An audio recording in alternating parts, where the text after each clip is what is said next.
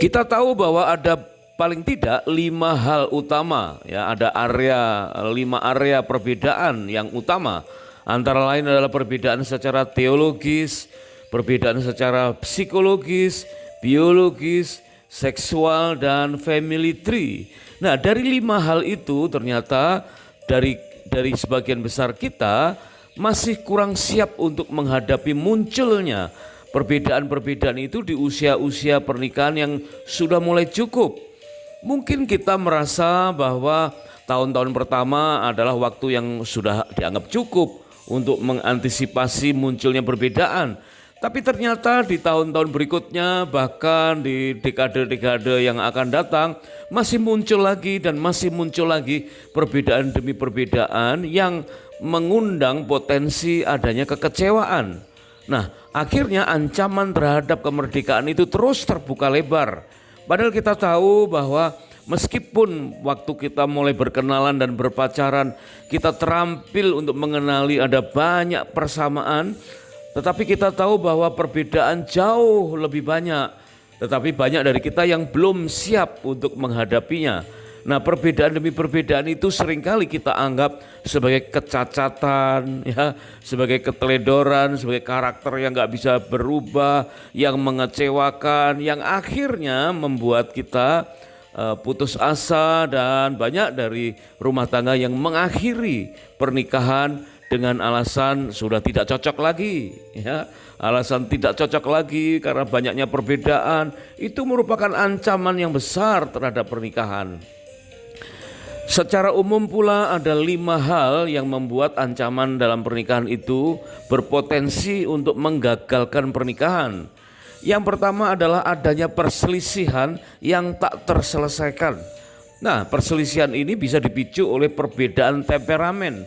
Kita tahu ada 4 temperamen dasar, yaitu dominan atau kolerik, sanguin atau intim, plekmatis atau kekeh, ya, atau stabil. Kemudian yang keempat adalah melankolis atau detail atau rinci.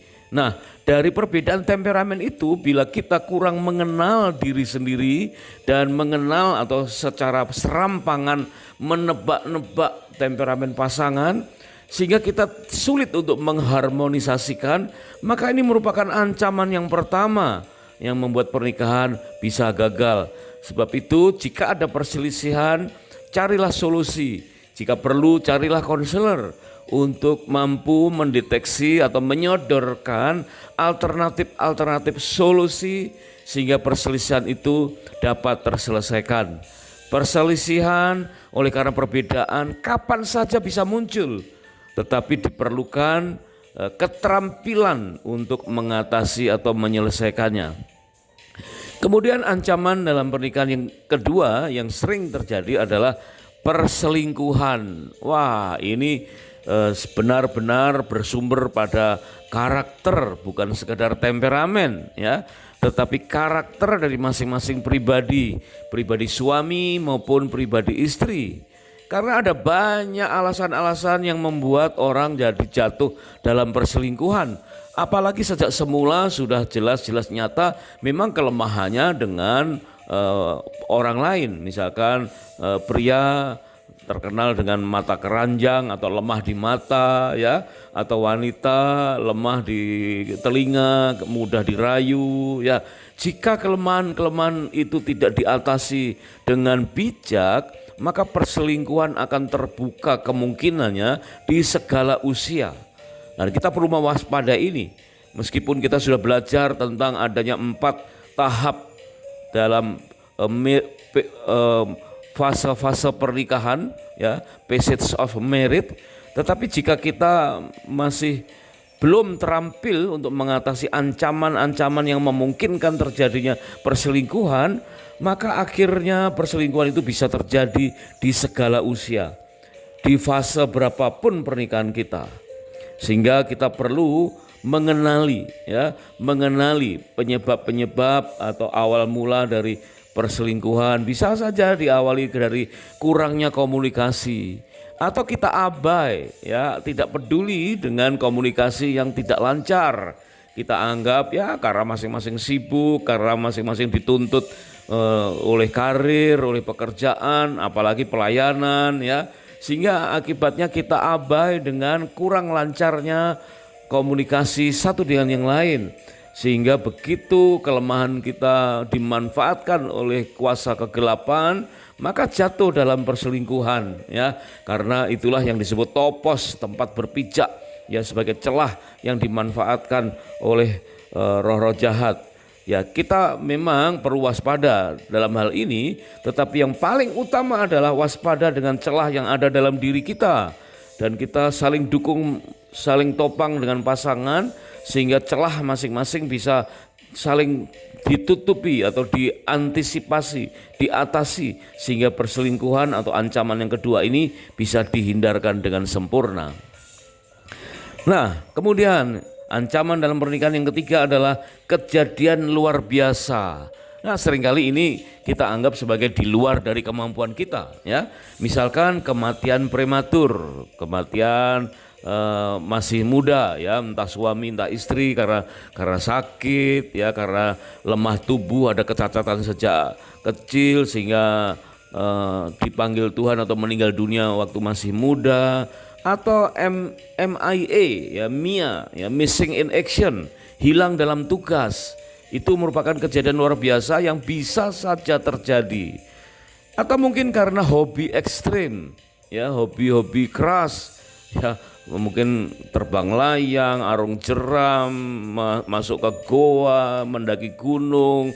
Tidak salah dengan hobi itu, tetapi jika suatu saat Tuhan izinkan hal-hal itu atau hobi ekstrim itu menjadi jalan untuk beristirahat selamanya atau meninggal dunia, maka pasangan harus bersiap itu sebagai ancaman dalam pernikahan yang ketiga, yaitu kejadian luar biasa.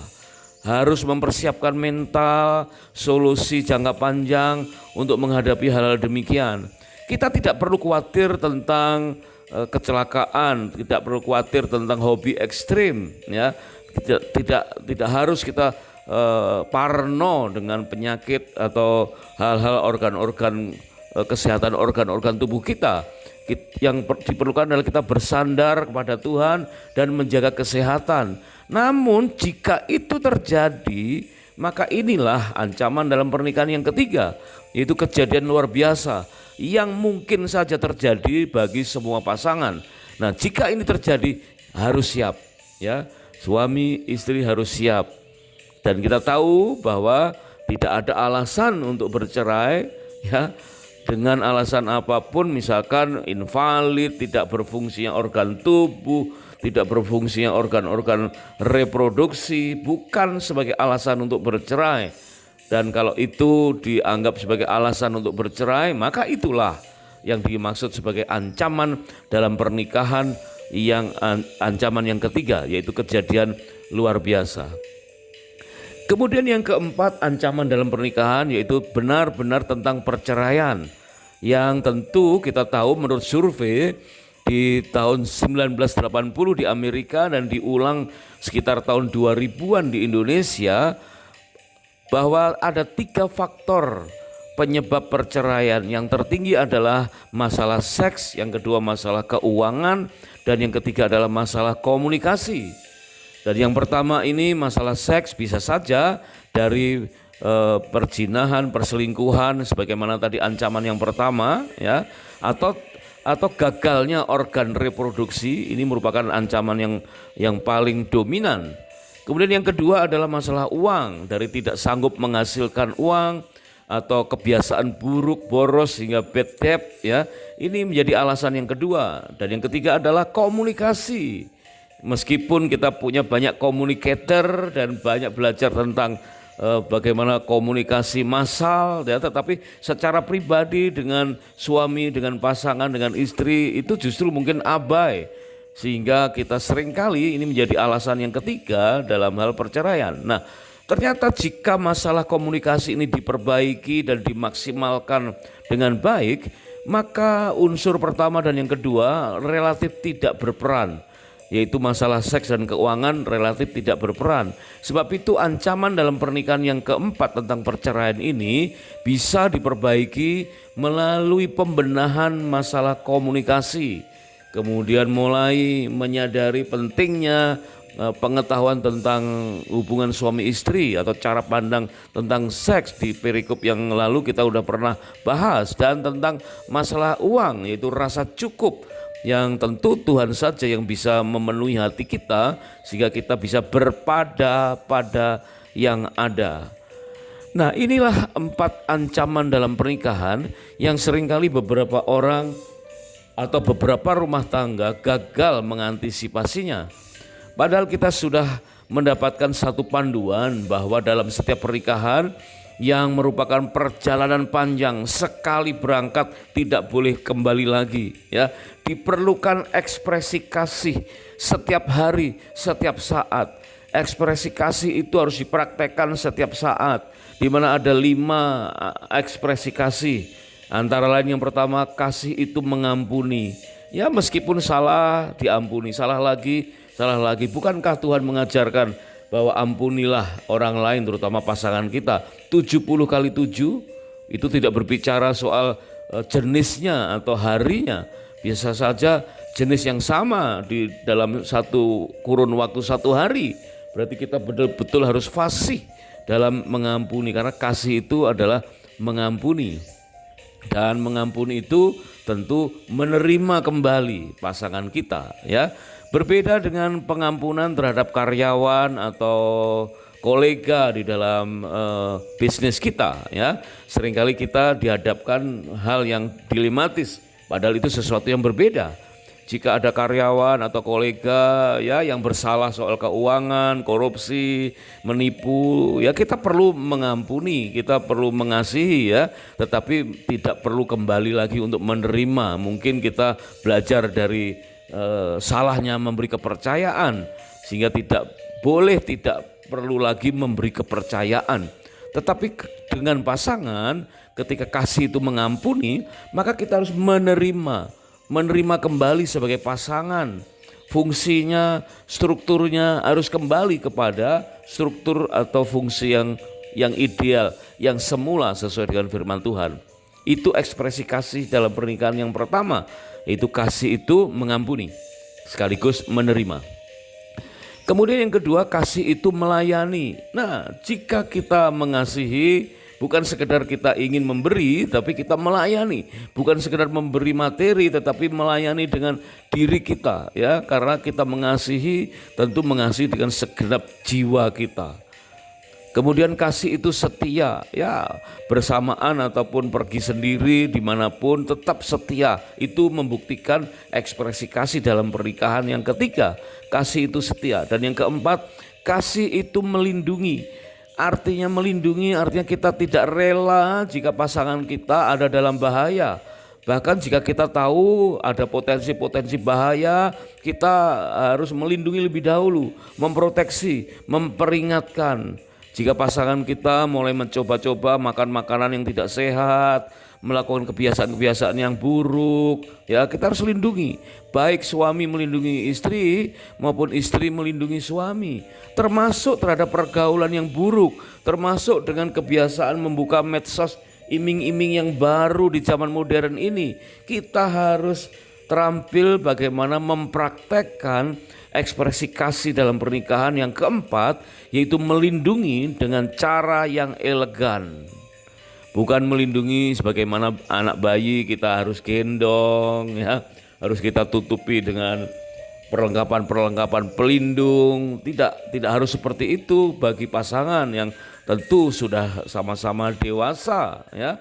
Tetapi melindungi dalam hal ancaman-ancaman terhadap serangan-serangan psikologis, terhadap serangan-serangan spiritual, terhadap hal-hal yang ancaman-ancaman yang lain yang tidak nampak, mungkin tidak kasat mata. Kita harus terampil untuk melakukan ekspresi kasih dalam pernikahan, yaitu melindungi.